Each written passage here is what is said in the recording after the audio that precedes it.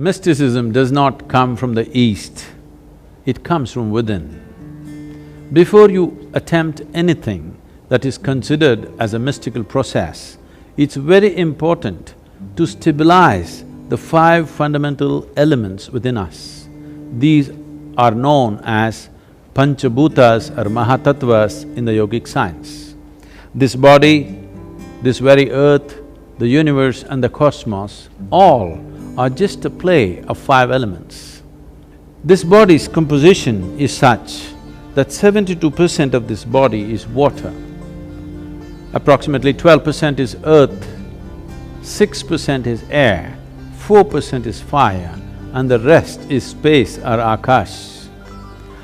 How these five elements behave within you will determine just about everything.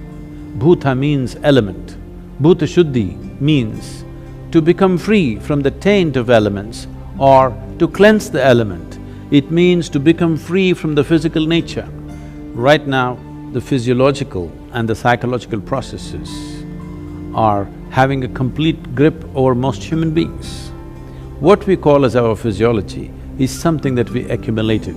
What we call as our psychological process, the whole content for this is also accumulated in the form of impressions. Between these two, who you are or existentially what is the nature of your being is completely missed.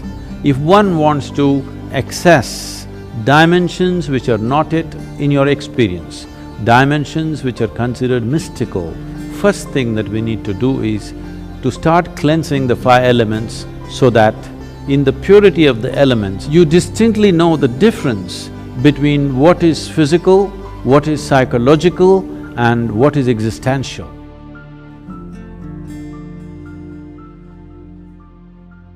There is substantial evidence today to show that water has a great sense of memory. Everything that happens around a body of water is in some way stored in the water molecules. It is being referred to as a fluid computer. Among the five elements, water acquires the greatest significance because 72% of this body is water. If we take sufficient care about the water that we consume, not just in terms of its purity, it being bacteria-free and those kind of things, but the way the water is kept, in what kind of container you keep it, how you keep it, how you touch it, how you approach it.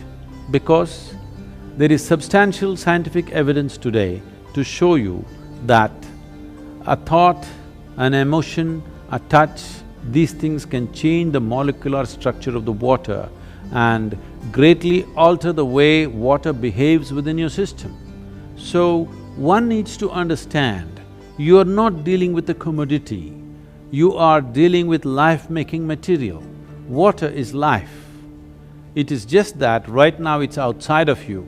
So before it enters your system, how you treat it? If you keep the water in a container which is metallic, preferably copper or an alloy of copper, and every day if you wash it with an organic substance and keep the water in a place where it is not touched by other smells and other substances, there is sufficient space around it, and when you approach it, if you can just hold this vessel with your hands with a certain sense of gratitude and reverence, because this is life-making material, and then consume it, you will see it will do wonders within your system.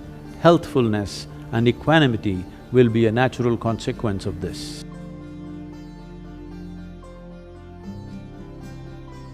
The soil that you walk upon has a certain sense of intelligence and memory. So even if you happen to live in a concrete jungle, it is important to keep in touch with the earth upon which you live. Create ways for yourself to somehow remain in touch with the soil or the earth upon which you live, that part of the earth. With your bare hands and bare feet, see particularly the palms and the soles, if they come in touch with the earth on a daily basis, at least for a few minutes, a certain harmonizing of the physiological process will happen just being in contact with the earth. If you spend at least a few minutes in your garden, barefooted, touching plants or trees, because this is the basis of your life. All life, yours and every other creature, has come out of this earth. Stay in touch with it and harmonize your system.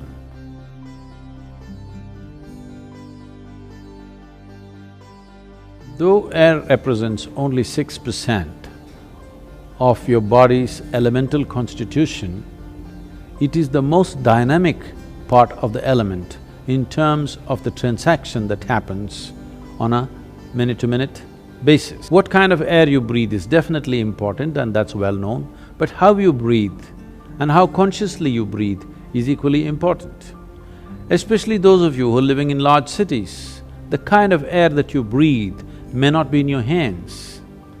So it's good, at least for a few minutes, take a walk in the park, along the lake or the river or whatever is available to you. Especially if you have children, it is important that you take them out at least once a month, far away enough from the city where nature is in reasonably pure state, where they can climb a small hill or walk in a forest or swim in a river, something natural, to be in touch with nature and to do something where breath will be in a dynamic state. This is not just for aerobic exercise, because constant exchange of air is happening from within and without, and the very intelligence in the body will take care of this, that when it senses the air is pure and alive, the way the body breathes is different, you can notice this, and the exchange will happen, cleansing will happen within the system, because breath per se is only 1 to 2% of the air transaction. The rest is happening in many other ways. So if you remain in pure air, it's important that you bring breath to a dynamic state with a certain activity. You don't have to do too vigorous an activity, just enough to see that you're breathing deep enough, slightly deeper than normal is happening to you for a period of time, and especially for growing children, this becomes very important, because this will greatly enhance the body's integrity and strength. But on a daily basis, if you're not able to take yourself out within the house, you can do a simple yogic practice called Nadi Shuddhi to cleanse the breath.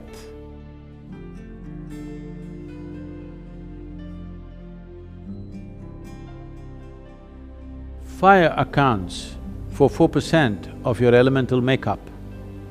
What kind of fire burns within you?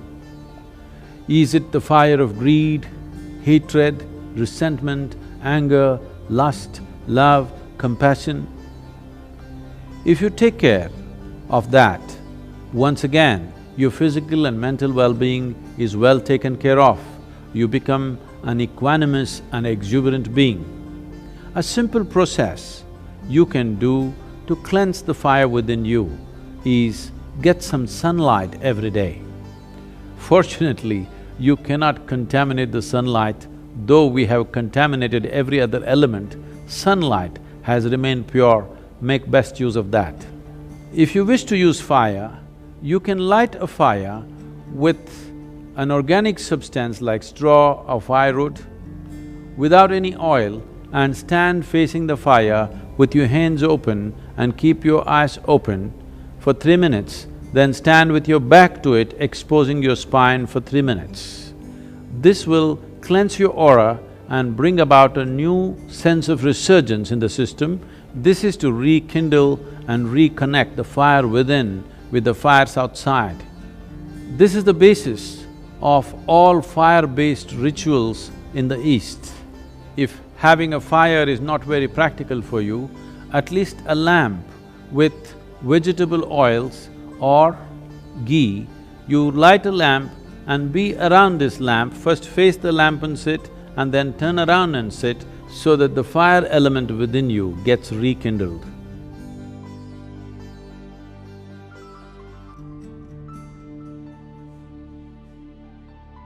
The fifth and the most expansive dimension of the elemental composition is Akash or etheric space. This has a certain intelligence. How this Akashic intelligence behaves within you determines the nature of your life. The nature, quality and the power of your life essentially is determined by how much access can you find into the Akashic intelligence. As I said, this is an expansive part of the elemental composition. That means there is no limit. There is only that much water, there is only that much air, that much earth and that much fire. But the Akashic dimension is a limitless possibility. If you find access in a limitless manner, both your perception and intelligence can grow. One simple process you can do to find more access to Akash or the Akashic intelligence is, after sunrise, before the sun crosses a 30-degree angle, you look up at the sky once and bow down to Akash for holding you and this planet in place. After the sun crosses 30 degrees, sometime during the day, any time, look up and bow down again. After the sunset, within the 40 minutes after sunset, look up at the sky and once again bow down. You are not bowing to any imaginary gods up there, just to the etheric space around us, which is holding everything that we are in place. If you get the Akash to cooperate with your life energies, life will happen in magical ways. An intelligence that you have never thought possible will become yours. For a human being to have an element of grace in their lives, Shambhavi Mudra is a process that is like opening a window so that one becomes receptive to grace.